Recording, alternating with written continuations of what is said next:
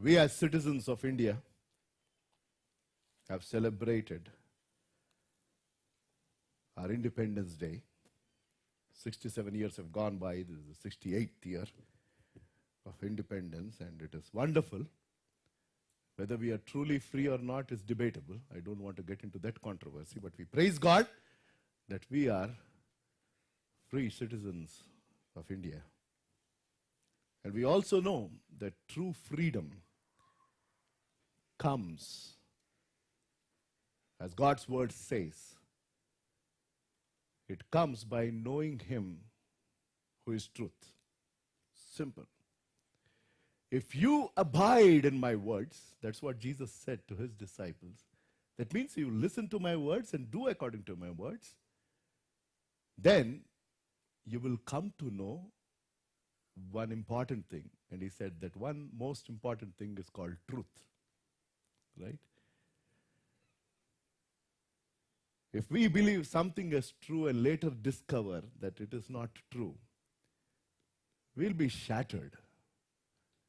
More so youngsters, if they feel that the love relationship that they are in is absolute truth. I'm picking on youngsters, I don't know why, which I always do invariably. And later they realize that so-called love was not true. You know what that will lead to? Sometimes people end up committing suicide, right? Because they feel deceived. And there are numerous examples. But God says that if you come to me and you listen to my words, you will come to know the truth. And He adds something else to it. And He says, and the truth will set you free. Right? And the truth will set you free. In the limited time that we have, the question is, this message is for believers, not those who have not believed in Lord Jesus Christ. If there is somebody here, I'm sure there are few people, not that I want somebody to be here, but if at all there are some people who have not truly repented for their sins and have not come to Jesus or have not come to know the saving grace of Jesus for what He has done on that cross, it is my plea, it is my petition. I beg of you to come and give your life to Him, because true freedom is in Him.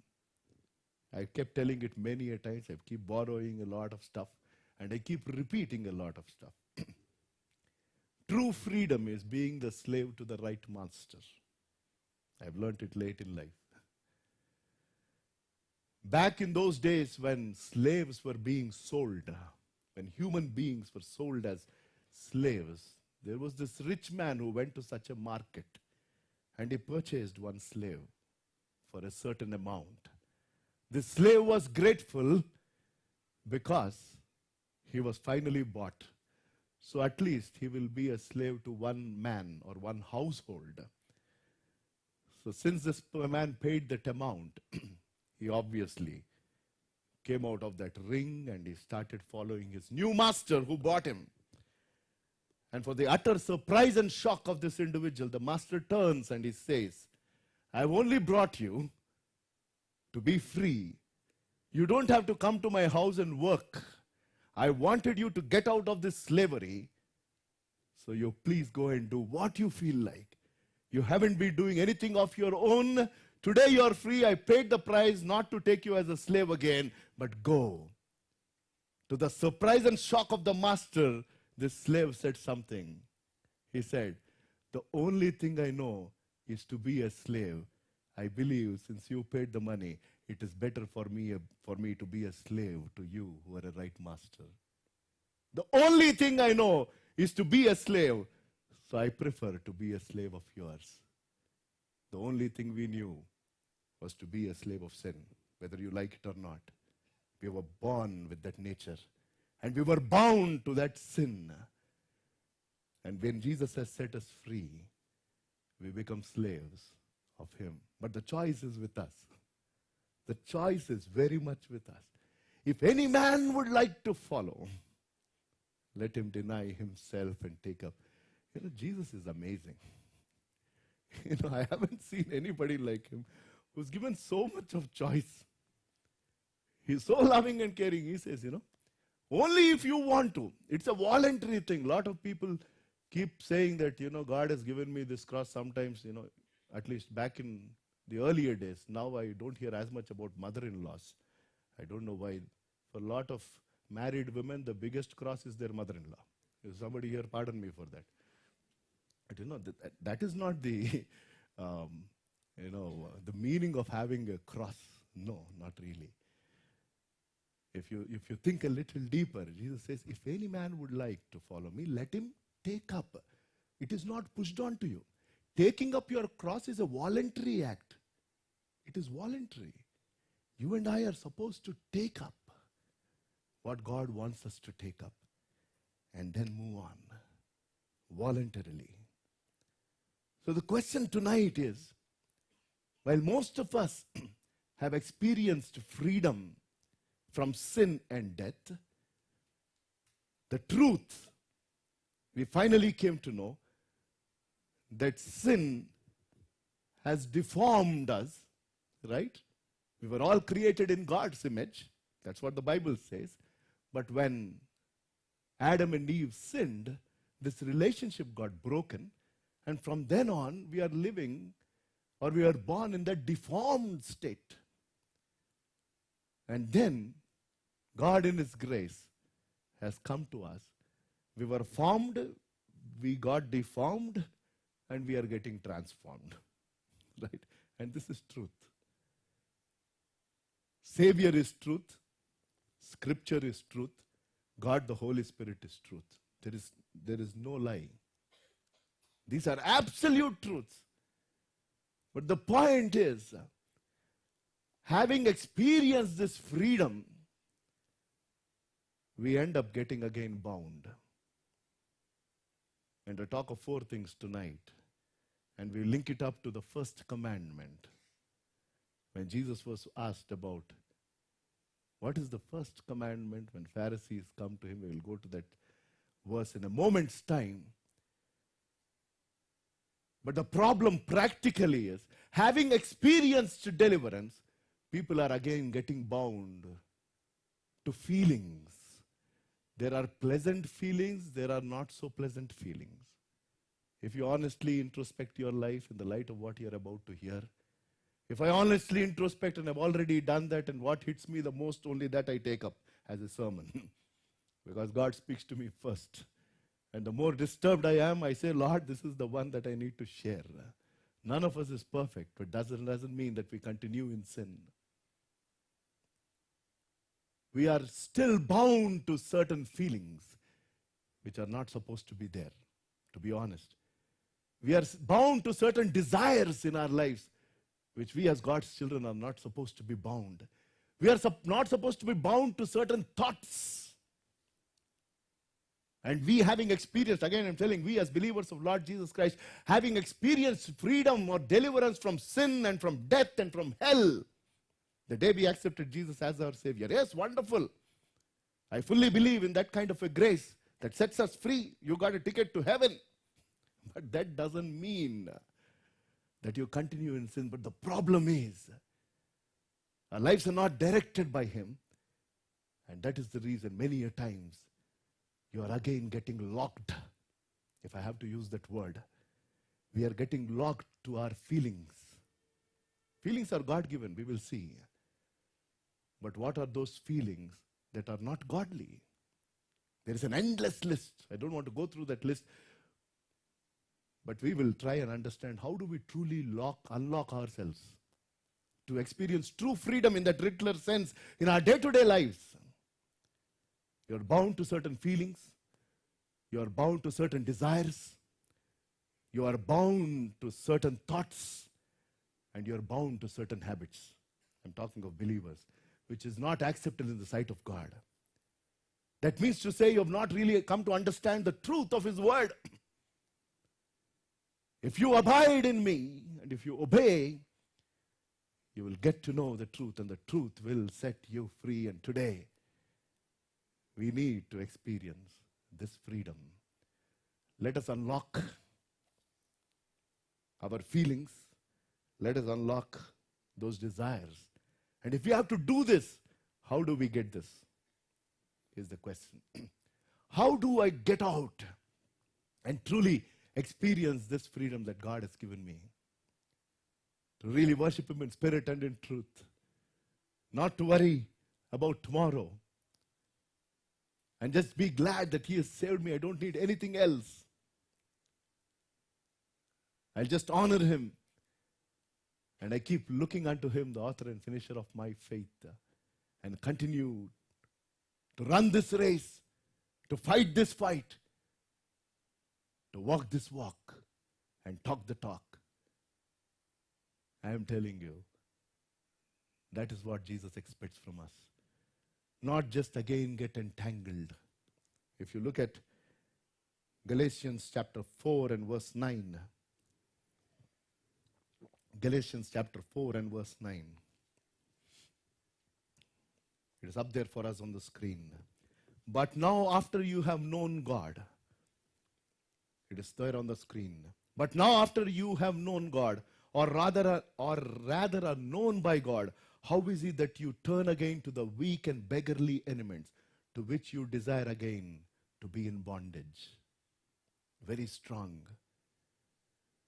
But now after you have known God, or rather known by God, how is it that you turn again to the weak and beggarly elements to which you desire again to be in bondage?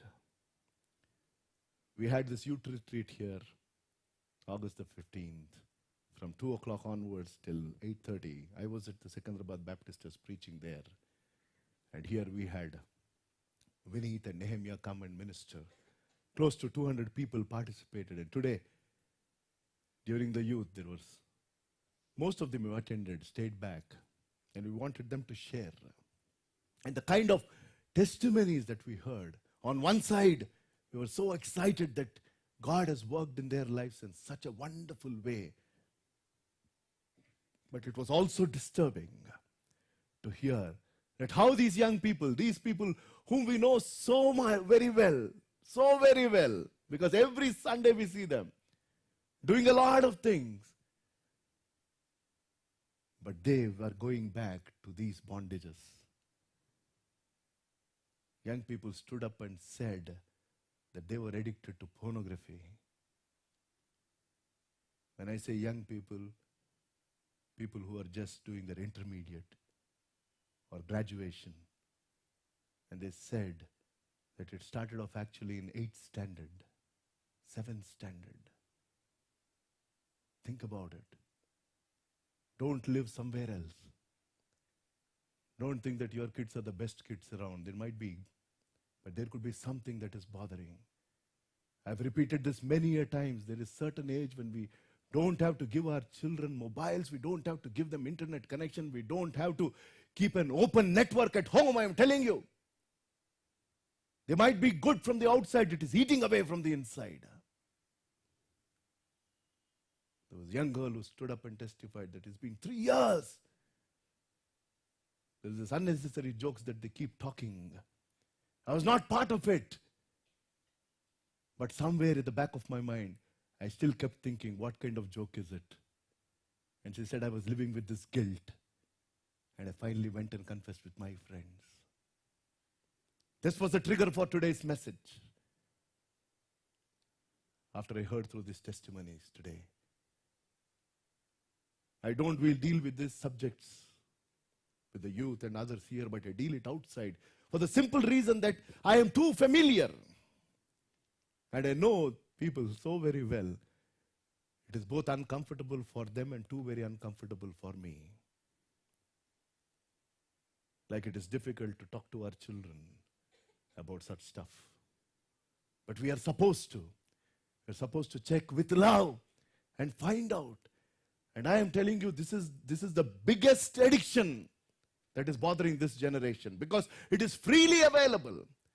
They might not drink, they might not abuse, might not smoke.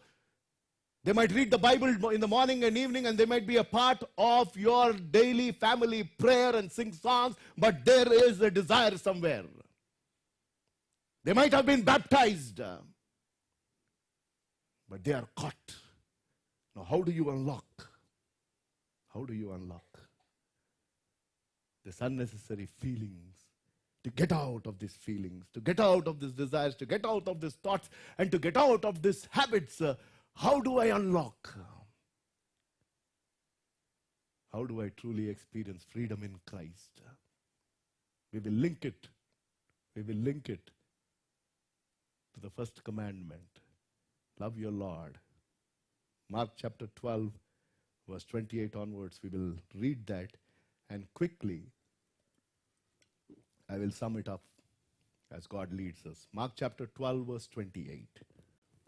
Then one of the scribes came, and having heard them reasoning together, persevering that he has answered them well, asked him, which is the first commandment of all? And Jesus answered, the first of all the commandments is, Hear, O Israel, the Lord our God, the Lord is one. And then verse 30. You shall love the Lord. And he goes on to say, this is the first commandment. Now you might be wondering, how does this commandment help me unlock from those feelings that are not right, from those thoughts that are not right, from those desires that are not right, from those habits that are not right for me, a child of God? How does this commandment help me? I am telling you, the answer is there. If you have to be free from unnecessary feelings, while there is a laundry list of unpleasant feelings, let me tell you one feeling that is common. That is the feeling of fear. Are you with me? The moment there is fear, faith goes away. And somebody said, the intimate knowledge of God allows us to stop fearing and start trusting. The intimate knowledge of God allows us to stop fearing and start trusting. 2 Timothy 1:7 says, God has not given us a spirit of fear, but a spirit of power.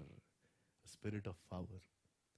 So if I have to unlock my unpleasant feelings, fear as an example of that feeling, and there are a lot of unpleasant feelings that we keep getting into in our day-to-day lives. How do I get out of that? How do I experience freedom? Go back to that first commandment. Love your Lord with all your heart. When I love my God with all my heart in my day-to-day life, then I will not have unnecessary, unpleasant feelings. Practically, I am telling you.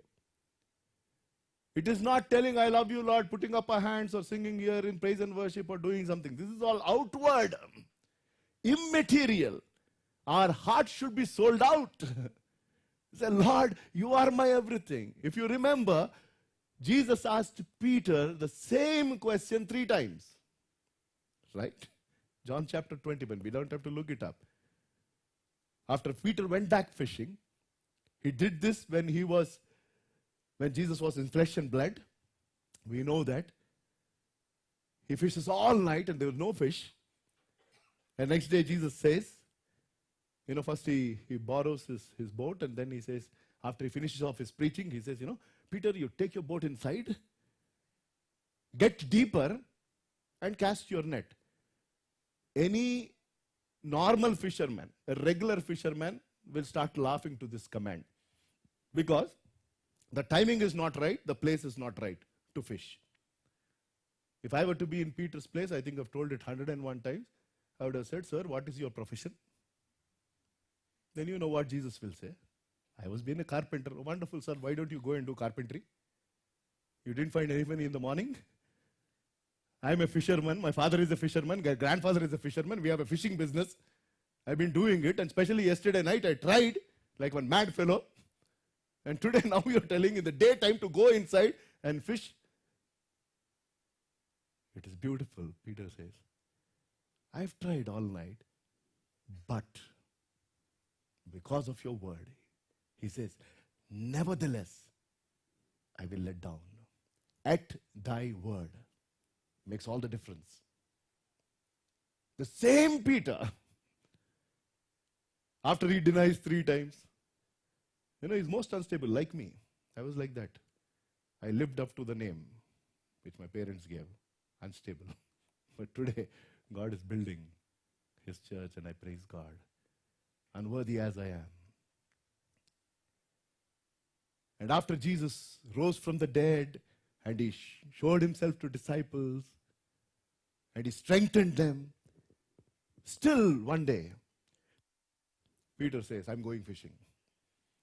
In fact, Bible commentators say it is not that he just said he's going that day to fish. He said, I'm going back to my fishing business. Yeah.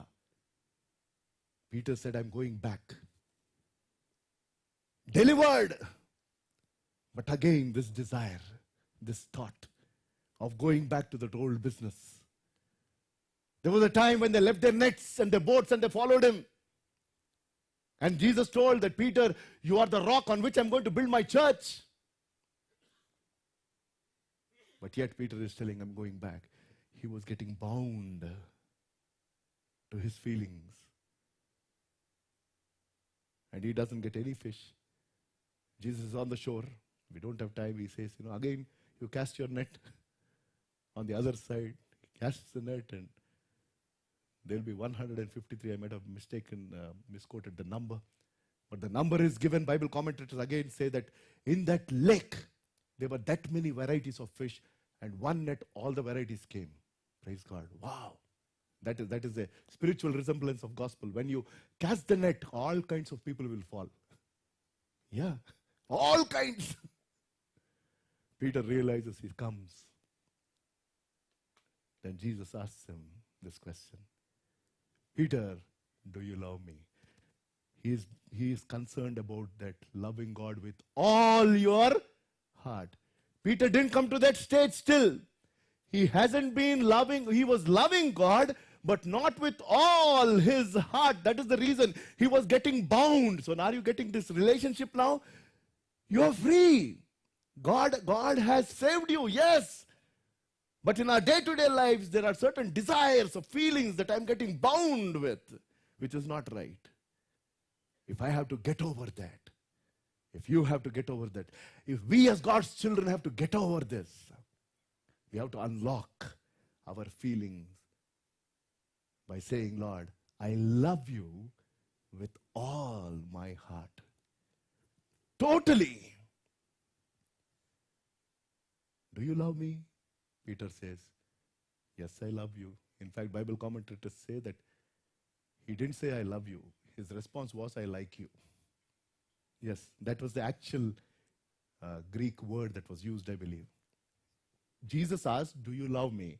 The response is, I like you. There is a lot of difference. I don't have to explain the difference between love and like.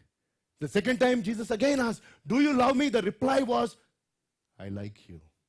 The third time I believe Jesus asked, do you really like me? And the response was, Lord, you actually know how much I like you. He honestly confessed that he's still not loving him the way. Then he says, you have come to the point of realization. Peter, go feed my sheep. Love your God with all your heart. If you and I have to get out of these feelings, unnecessary feelings, more so feelings of fear or anything else that is not right, if you have to come out of it, this is the medicine. Let us go back to the 30th verse of Mark chapter 12. Love your God with all your heart. Second one, with all your soul. And that is desires. When I love my God with all my heart, and when I love my God with all my soul, I will be free from unnecessary feelings and I will be free from unnecessary desires. And we would want to do that which is good in the sight of God. Unnecessary desires, you and I will be out of it. The mother of James and John, when Jesus was alive, went to Jesus, and we know that passage where she says, Jesus, I have a request. And she says, what is that? And she says, when you establish your kingdom, that is when you come back when you have your government of your own, home minister, finance minister, the two main portfolios. It is not like that, but one person should be sitting beside you to the right, and one of my sons should be to the left. The main key portfolios I want. Rest you give to anybody, Peter or somebody else. But James and John, my children, should be there. And Jesus says, that is not in my hands. So that is not the right desire. On one side, we are following God. On one side, we are telling we are God's children. But on the other side, this quality of humility is not there. When I was in this youth conference, of the many questions that came to me on August the 15th, there was one question. I'm sure this person was so very frustrated. He said, Christians are supposed to be humble. I don't see this anywhere. And he put questions like this. That in itself was a message. That there was so much of anger. And it is true. It is true. God says that, humble yourself in the sight of the Lord, and I will lift you up. And not just humility, but there are so many other desires that you and I have. And as God's children, that desire is not right. And if you are not able to get out of those unnecessary desires, that means to say that you are not loving your God with all your soul. Completely. Like Mary, who was anointing Jesus' feet when he comes to their house. She takes this alabaster box, that wonderful perfume which was preserved, and when he comes, she breaks it, and the whole place is filled with that fragrance. His own disciples said, oh, she has wasted. We could have sold this to the poor, not that they had any realization or care for the poor. They didn't understand the love that she had towards the Lord. And Jesus appreciates her. She says, you don't understand what she has done. None of you have even given me water when you came. And she's been wiping my feet with tears and with her hair. For a woman, the beauty is this hair. That means to say she's kept her beauty at the feet of God. And she was wiping all through. And that which was precious to her, she broke it and gave. Loving God with all her heart and with all her soul. There's no other feeling. There is no other desire but to honor him. I am telling you, it is amazing. If you apply it in your day-to-day lives, that he comes first, giving him preeminence. Lord, you come first, and I want to honor you in all that I do and say. There will be a radical shift. This true freedom in Christ, as God's children, we truly can experience this freedom. You will not have any unnecessary feelings or desires that will come through, because you have understood what it means to love him. And the third one is, love your Lord with all your heart, with all your soul, and with all your mind. That is unlocking thoughts. That is the link. If at all there is a battle, I am telling the biggest battle that is happening is here. In every person's life, the biggest battle is the battle of this mind. That's why God's word says, you please renew your mind. Don't be conformed to this world, but be transformed by the renewing of your mind. It's beautiful. This worldly system wants us to conform to this world. From the time we wake up, by the time we reach our workplace, and the discussions that happen there, all of these are pressurizing us to conform to this world. Tell me honestly. There is so much of pressure. And how do I get out of this? By the renewing of your mind. Set your mind on things above. That means that which relate to eternal value. All that you need to say is, the stuff that I'm doing, does it have any eternal value? These books that I'm reading, will it give me any eternal value? The money that I'm spending on, will it give me any eternal value? Then you will become even more careful and cautious. And you'll start thinking in the right perspective, in the light of eternity. And you will experience freedom. You will start loving Him with all your mind. Conscious. Worship is being conscious and not being unconscious. Some people say, I didn't know what happened. I'm telling you, that's a problem. For me, it's a problem.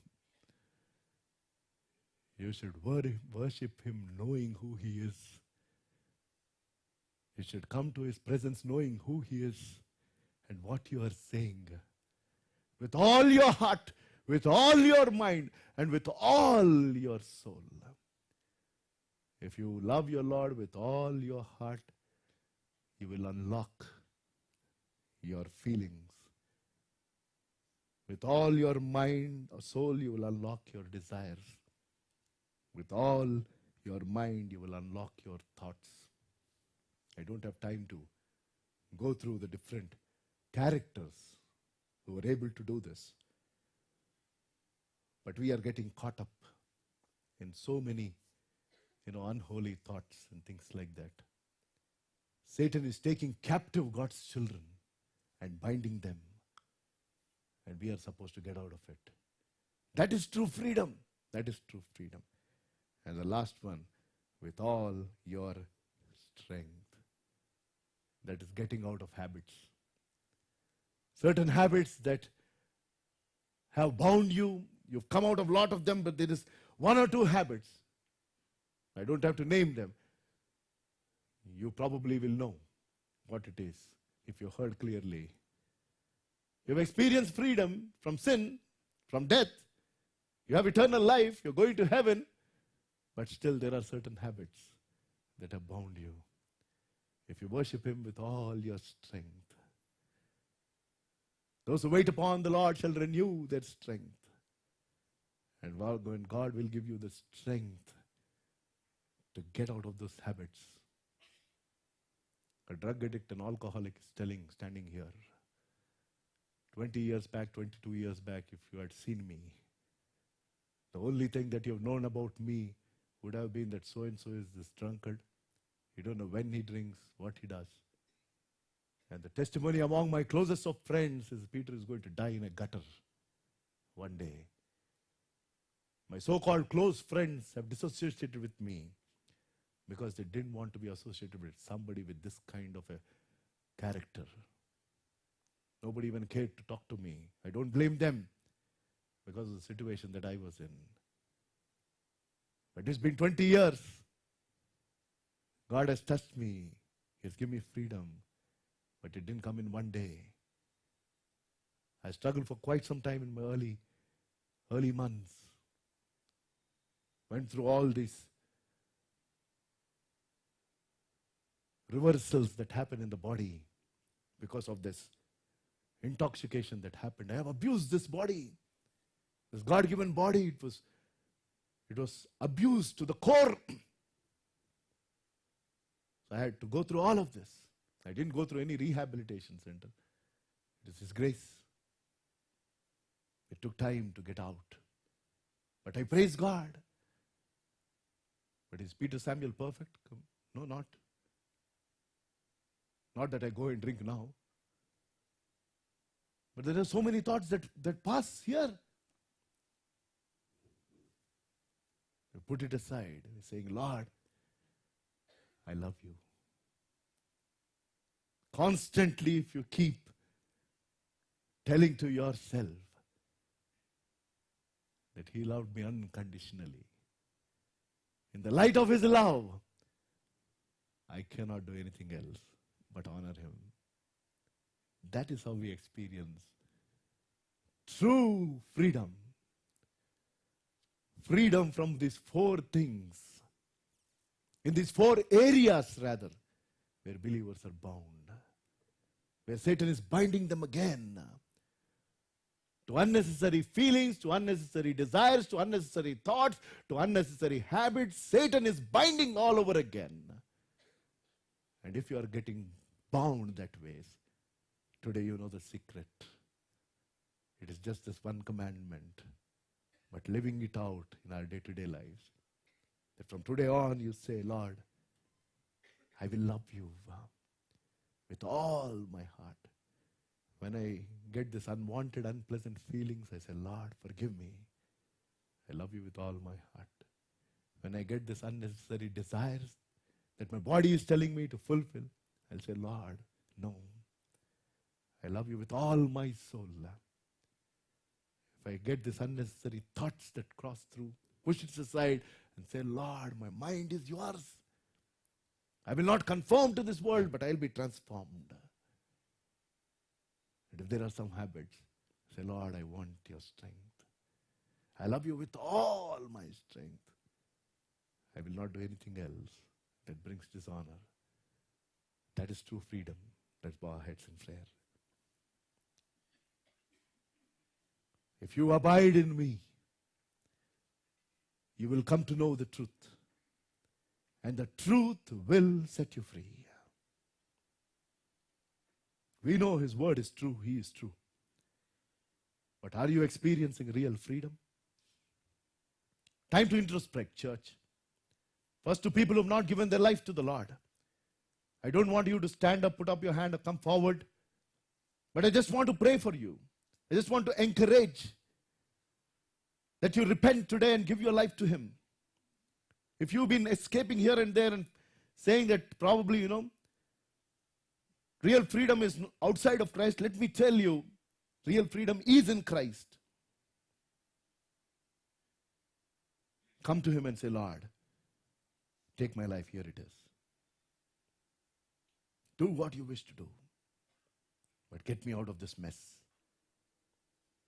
Similarly, for those who have accepted Jesus as their Savior, but still are getting bound to certain feelings, to certain desires, to certain thoughts and certain habits that are not right, and you're struggling in those areas.